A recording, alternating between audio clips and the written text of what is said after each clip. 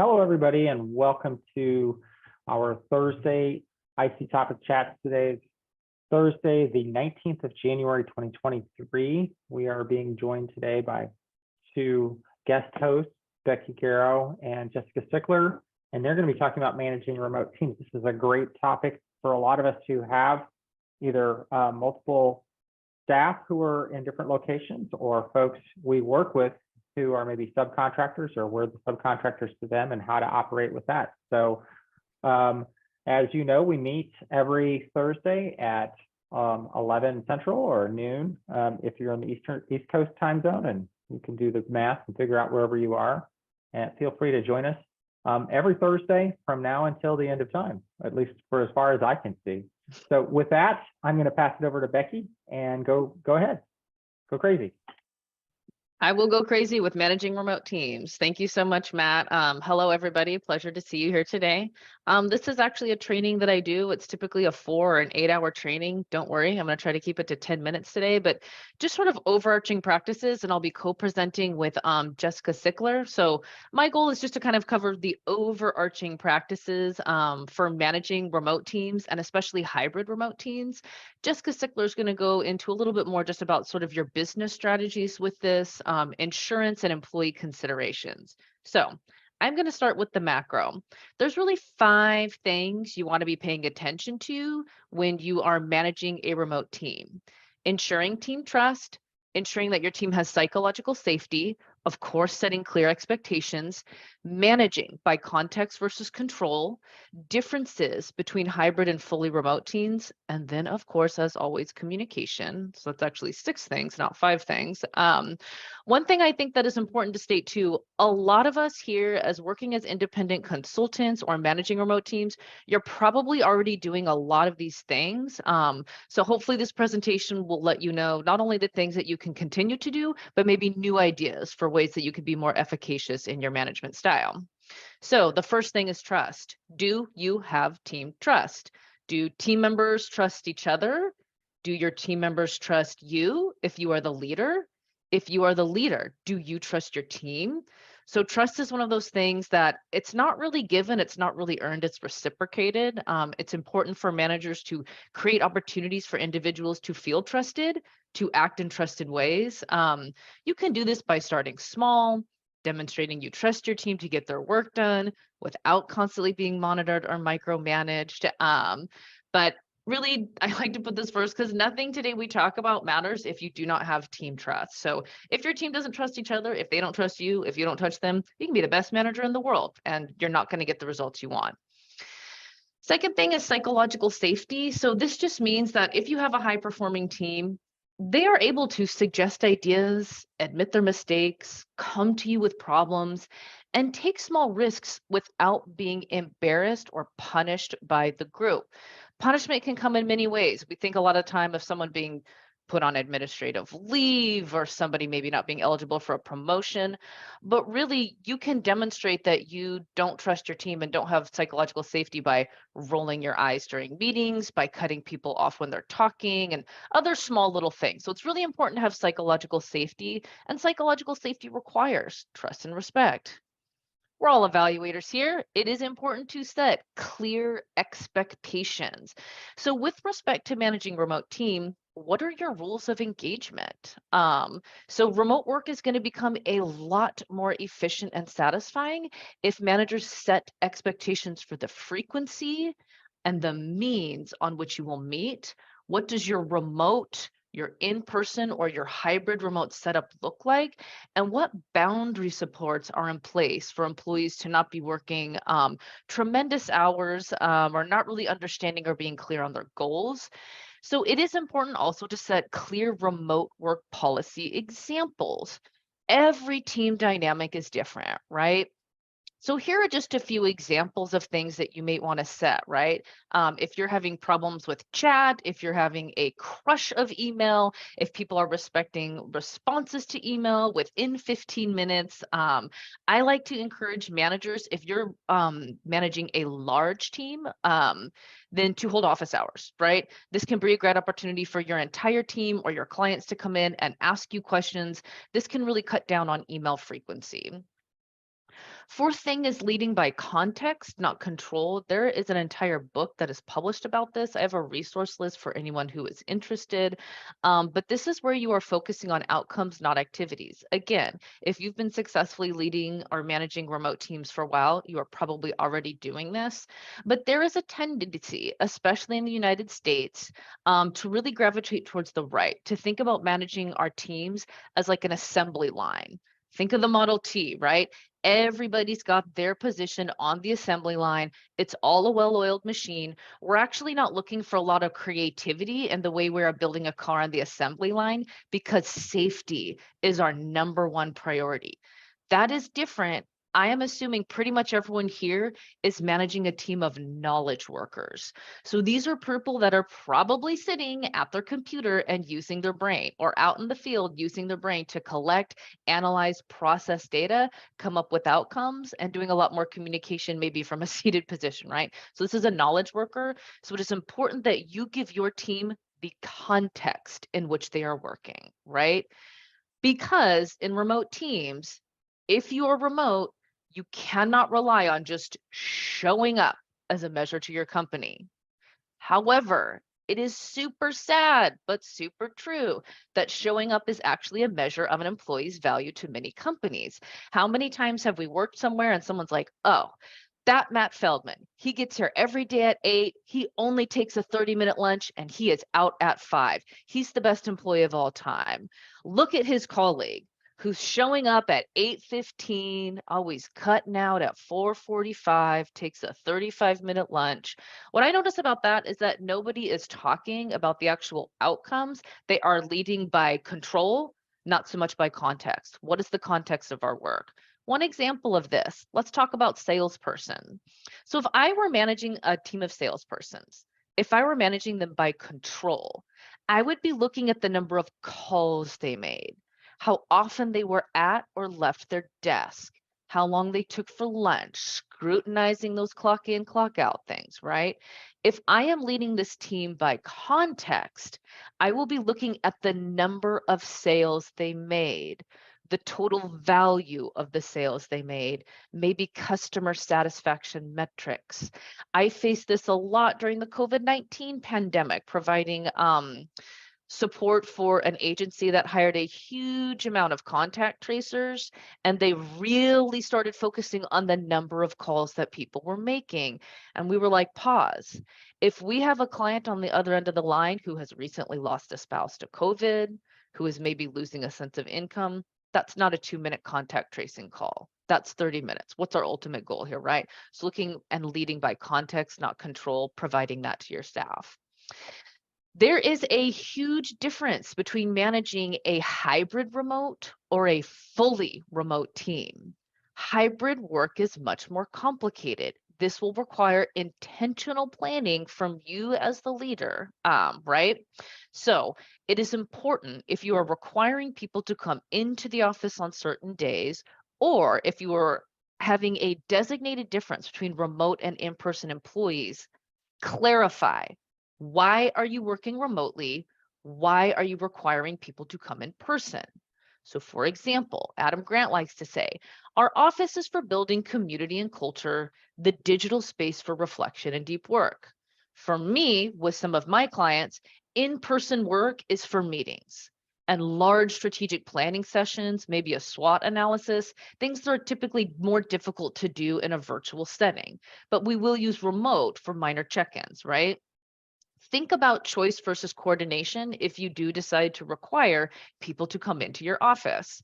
For hybrid, you need to coordinate the days of the week the team is in the office. I have a lot of people that I train with, we say, you're required to come into the office 2 days a week, any 2 days you want. Well, what's the point of that? Why am I coming into the office? If the office is for like building culture and community or taking care of meetings, right? We want to avoid proximity bias. Again, everyone on here is a researcher and evaluator, but just be mindful of the internal biases that we all have for this. We typically reward the people we see in person the most, right? Try anchor days. So if you're requiring people to be in the office, decide on Wednesdays or Thursdays or something so that you can be intentional and distinguish remote from in-person activities and duties. There's a real beauty to be able to getting a lot of unfocused, a lot of focused work done when you are working remotely, right? The office can be a big distraction, but I don't want to downplay the benefits that in-person interaction can have for many people. Last thing is communication. So we could talk all day about communication, how important it is, the things that we're doing wrong potentially with remote teams and communication. Two things I like to do up front. One is maybe a manual of me. Again, this is for those who are managing large teams. It is helpful, and this is something that GitHub does. They post a manual of me, everybody does it. They're really just letting people know these are sort of quirks to know about me, right? So this is one strategy. Another strategy is sort of like that README document. So this is something I actually do with every new client. I like to kind of set it off. And for me, things that people misunderstand that I should clarify is that I am a very direct communicator. That is my way of showing other people respect. So I tell people when I am speaking to you directly and assertively, I am trying to show you respect. I understand that there are times that that comes off a little bit too aggressive for some people. And so I apologize for that. Know that this is my way to show you respect. I like to get straight to the point. Please check me if I need to slow down. And then there's other things I like to let consultants and contractors and staff that are working with me know the best way to work with me. I'm usually not functioning really high in the afternoons. Morning are a great day to talk with me and kind of do brainstorming, right? I don't really like meetings. Some people like to meet a lot. I have very specific ways that I like to title things online for file sharing with dates that we can avoid 100 documents that say V2.31 or something. So I have a lot of things that really help me for office organizational management. And so it's important to know these things about your staff, the consultants you're hiring to do work, and then potentially sometimes other clients. Okay, the average meeting executive spends 23 hours in meetings per week. I'm sure many of us went into independent consulting so we could reduce the number of meetings and increase the amount of deep work that we were doing. But do remember this with your staff. As a manager, as someone managing a remote team, you will probably be having more meetings than they will. These staff are really focused on accomplishing things. So my job has really transitioned to doing a lot of qualitative and quantitative data analysis. I need large chunks of uninterrupted time. So a quote, quick meeting from 10 to 11 on a Thursday, that doesn't work for me. That's in the middle of my morning. I prefer to anchor them around the end or start time of days, or really stack my meetings on one day. So just be mindful of that with meetings. And you also want to avoid, if you are managing a hybrid remote team, creating the worst of both worlds. Please do not force your employees to drive into the office and then sit on Zoom meetings. That's a real bummer. Many workers have left, but we have taken the broken culture of the office with them, including email. So when you are conducting video meetings, a best practice, not video meetings, hybrid meetings, is to avoid physical conference rooms. Everyone should be on their own feed. Even if you have one person who's not in the office, I still think it is better with the technology that we have as of January 2023 to have everyone on their own video feed. We have all been on a conference line and somebody is in a conference room, they make a joke, everybody laughs, I can't hear what they're saying, I'm already missing out. This creates a power dynamic. Think about when you are communicating with your remote teams, if you want to be doing synchronous or asynchronous communication. So asynchronous is emails and things that people can digest on their own time. The synchronous is what we're doing right now. We're all here together. And remember, uninterrupted work is one of the core benefits of working remotely. So just kind of a good practice that David Burkus says is work first, voice second, video third. Cutting out a lot of the scheduling emails or a lot of finding the times to meet can really help sort of free up your day from administrative work. And speaking of video meetings, if you are managing a remote team, really important to give people what they need. I am very surprised at the levels of competency that people are still struggling with in 2023 with video meetings. So your staff might need equipment. I think it's important to have good lighting. If you are going to be working remotely, you need to provide yourself with good audio equipment, a strong Wi-Fi or secure connection. Give people a design training, a software training, I'm still getting on calls and people don't know how to share documents on their screens, and just set expectations for backgrounds and physical attire. I am not sponsored by any of these things, but these are 2 products I use. They're effective and they're cheap. Each one of them is $50. So my camera, and I buy this camera because you see it has that extra little flip down. Don't let Jeffrey Tubman happen to you or your staff. This light, I just could not bring myself to purchase a ring light. I felt too much like a fake Instagrammer influencer, which I am totally not. This light's $50. It can be mounted anywhere on a laptop. So I really like these 2 things. Last thing I want to say with communication is just to think about your cloud commuting considerations. Google Docs is the default for many people. Google Docs is not a good choice if you are concerned about data privacy and security. So I actually prefer using Microsoft. They have been identified as a HIPAA compliant vendor by the United States Department of Health and Human Services. Sync and Box also have strong HIPAA compliance and protections. Dropbox is okay. Google Docs I put at the bottom of my list. Things that you should consider. Do you need to be working on files simultaneously, right? This is a real benefit of cloud software. What are your naming conventions? How tech savvy is your team? And I put that asterisk there. If you are working with a team that's not tech savvy, they actually may not be a good choice for remote work. So I would consider that as well. Last thing I will say is to identify for you as a manager, because we transition from associates to managers, right? And most people here may be leading or thinking about leading a remote team. How much of your week requires deep work? So this is an excellent book by Cal Newport. He talks about deep work is work that's like flow. This is the work, and listen, I'm a big food person. I love lunch, but there have been times when I've like worked right through the lunch hour, didn't even know it because I was so immersed in like my R spreadsheet, right? Nerd talk, but I'm with my people. So this is the work that you're really getting into flow. These are demanding tasks that add value. Think about tasks that are performed in a state of distraction-free concentration. Whereas shallow work, and this isn't good work versus bad work. This is our deep focused work versus our shallow work. Shallow work is undemanding logistical tasks. They're often performed distracted. Some of you right now may be checking your email. Email is shallow work, right? You're kind of listening to me, you're kind of checking your email, maybe you're looking at something else, maybe you're reading the news online, maybe you're filming a TikTok, I don't know, but you can perform these tasks distracted, right? And the important thing to note about shallow tasks is almost anyone with minimum training can accomplish them. So emails, logistical planning, social media. So I just try to encourage managers really think about what you're spending your time on in a week. Is it that deep work that really brings you joy? Are you spending a lot of time on shallow work? If you are, consider bringing someone on to take those things. That's hard for us to do though, because shallow work is really attractive.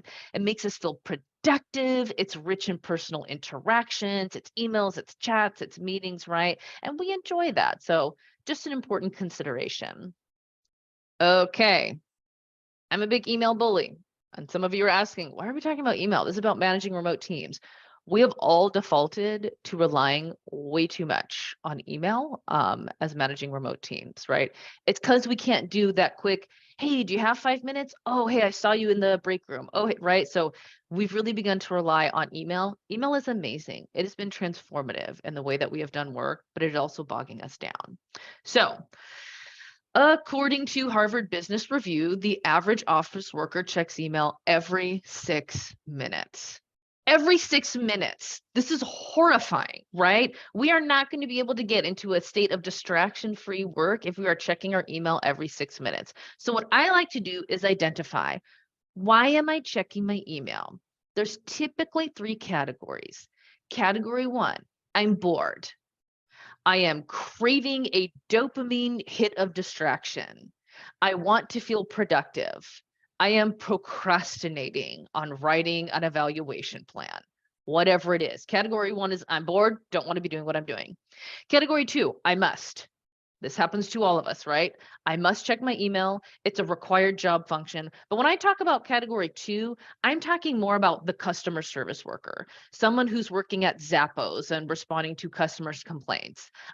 This could be IT tickets, right? Like, it is actually a required job function, and I'm getting direction on how to check email. For us, where I really try to focus, and it's hard, I want those dopamine distractions, is category 3. I am ready to process my email. I want to read, review, obtain information, and respond thoughtfully to my email. And I want to clear the deck. This is really important for me. I have cleared the deck. I don't have a bunch of urgent things happening, even though I don't think we should use email for urgent things. I can now start focusing on my deep work. So I recommend, and there are a lot of different strategies on how to organize your email inbox. When I have done this training before, people get pretty crazy about that. People really like their folder file complicated systems.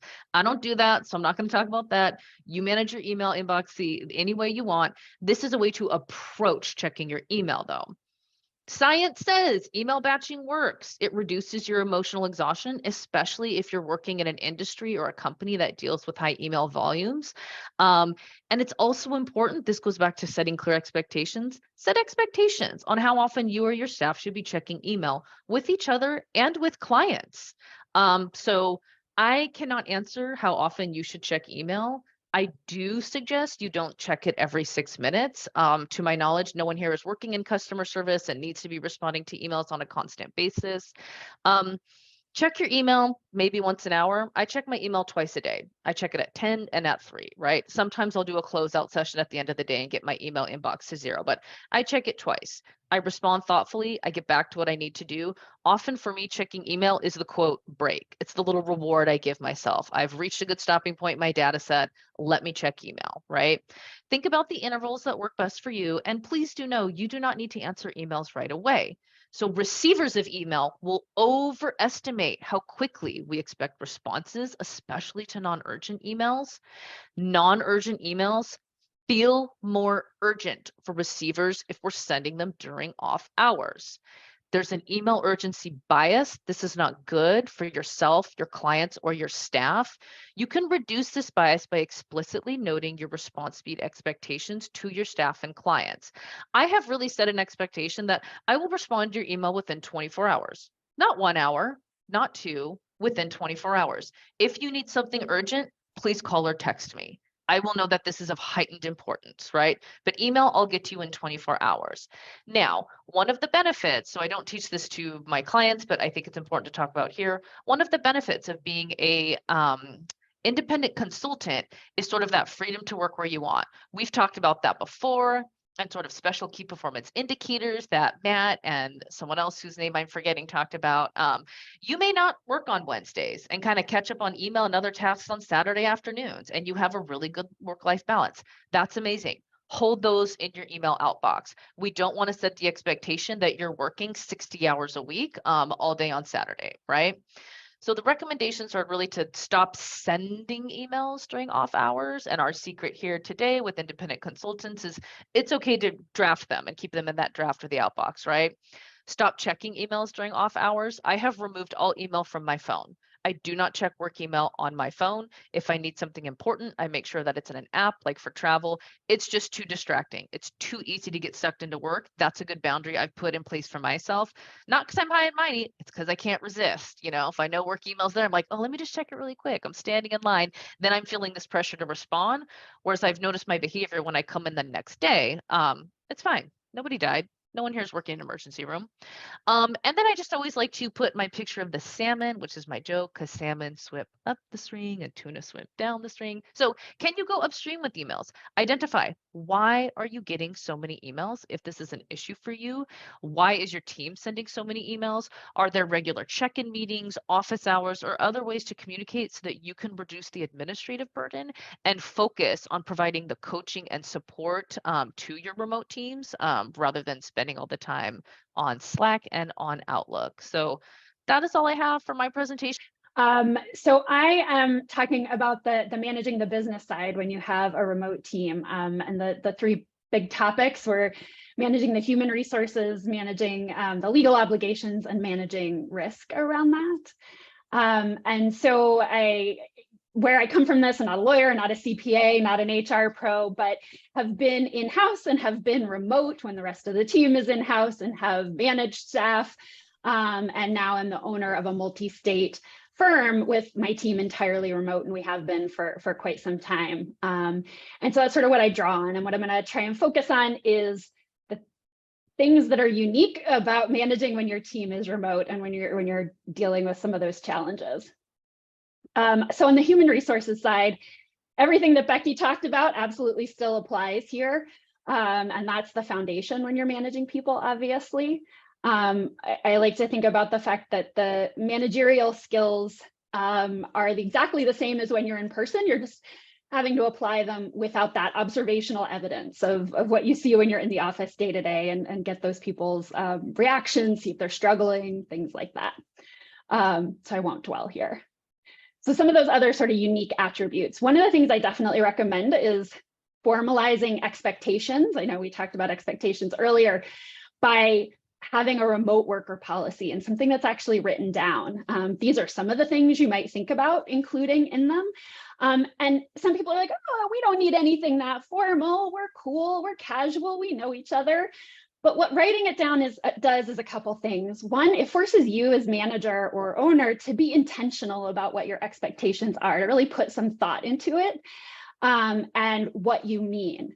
And that includes, if your expectations are like, I don't have any expectations, do whatever you want, you clarify that that's really what you intend, and you get those things in writing. And by having them in writing, it's clear to your staff. Nobody's making assumptions or guessing. So it's just really useful to set the tone and set those expectations.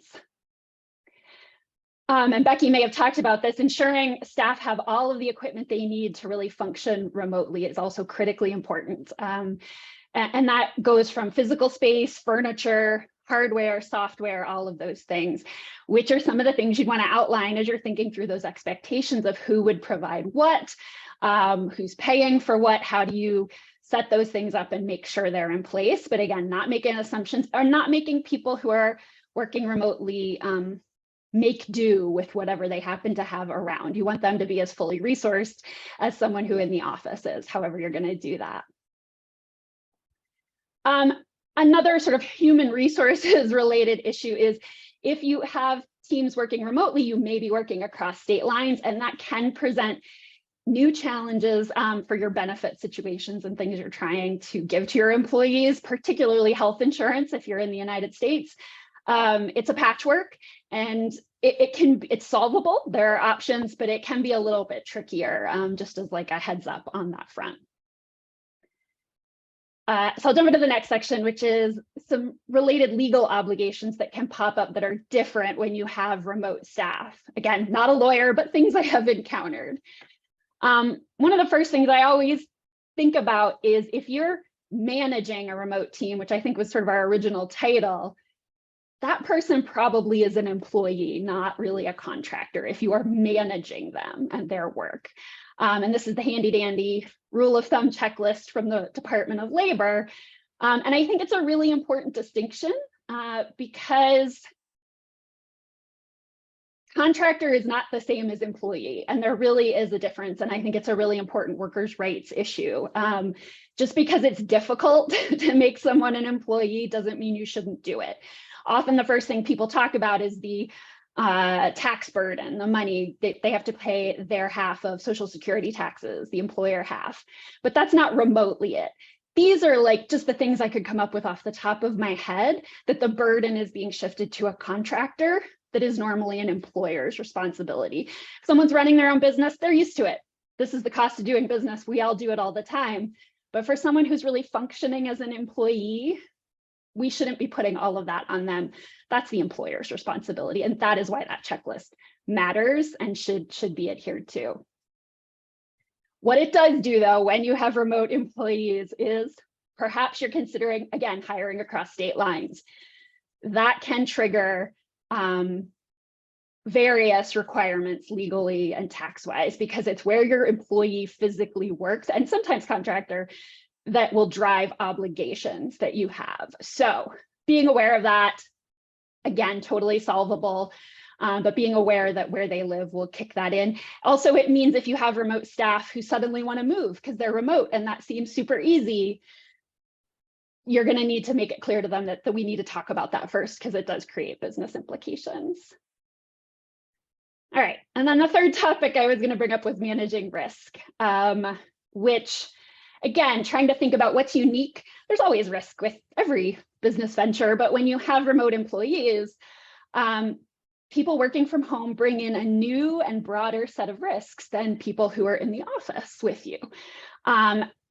Basically, the crux of it is your equipment, your data, people's personally identifying information, client information, conducting data collection confidentially, if you have that as an issue. All of that is now happening in someone's private residence where you have very little control. So, new things to think about. My strategy is game plan the worst case scenario. Just game it out. Think about what could happen. What if in a home-based scenario? And then one, set those expectations back at the beginning to avoid the really worst. How do you expect them to store data? How do you expect them to use technology systems? All those good things. And then have other IT backup redundancy systems that you're ready to prevent and recover should the worst happen. And that's about all you can do in any situation. And you're just thinking through the unique elements of having a remote team member who's working from home. And then the last little bit is thinking about onboarding remote staff. They're not going to be right there to get the everyday. So thinking about how you get them set up and trained on systems, equipment, security, all those other things to make sure they're really operating fully and functioning and part of the team. And that's all the really fun stuff. With that, I do add at some point, you don't want to do it right away because it's not the funnest thing to think about, but also start to think about the offboarding. As you're preparing that checklist to onboard, think about the reverse of how you will say goodbye when somebody decides it's time for them to move on. Deactivating their access, returning equipment, final pay requirements. None of that is fun at all. But if you think about it a little bit in ahead before you really, really need it, it avoids a 2-week scramble if somebody decides that their time to move on has arrived a little faster than you were ready for. But that is the shtick of it. I will stop talking. I apologize so much for being late.